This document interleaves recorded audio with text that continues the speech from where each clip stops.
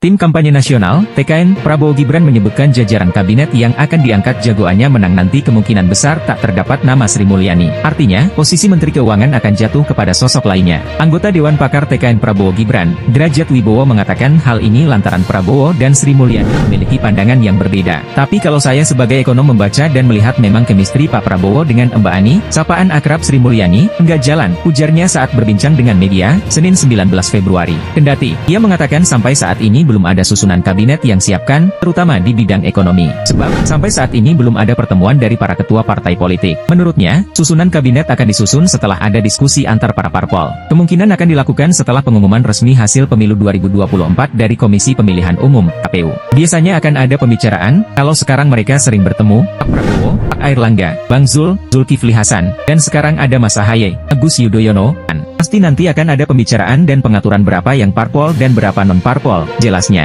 Namun, Derajat kembali menekankan hasil akhirnya akan dipastikan usai ada hasil resmi dari KPU. Apalagi, Prabowo menginginkan, gerbongnya nanti adalah yang mempunyai misi sama dalam memajukan Indonesia. Tapi pada intinya, Pak Prabowo mengatakan siapa saja yang ingin membantu Indonesia, maka akan masuk ke kabinet. Tapi kembali lagi, semua keputusan presiden yang dilantik nanti, pungkasnya, di tempat terpisah. Menteri Keuangan Sri Mulyani mengatakan tidak mau ikut membicarakan sinkronisasi pemerintahan dengan presiden berikutnya. Ini, sapaan akrabnya, mengatakan ingin mengerjakan tugasnya sebagai Menteri Keuangan. Ia menyerahkan hal itu kepada Presiden Jokowi. Nanti itu Bapak Presiden lah ya.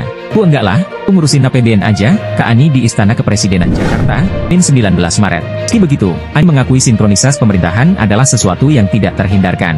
Menurutnya, harus ada pembahasan antara pemerintah Jokowi dengan presiden berikutnya. Dalam pertemuan dengan Jokowi hari ini, Sri Mulyani mengaku mendapat sejumlah arahan.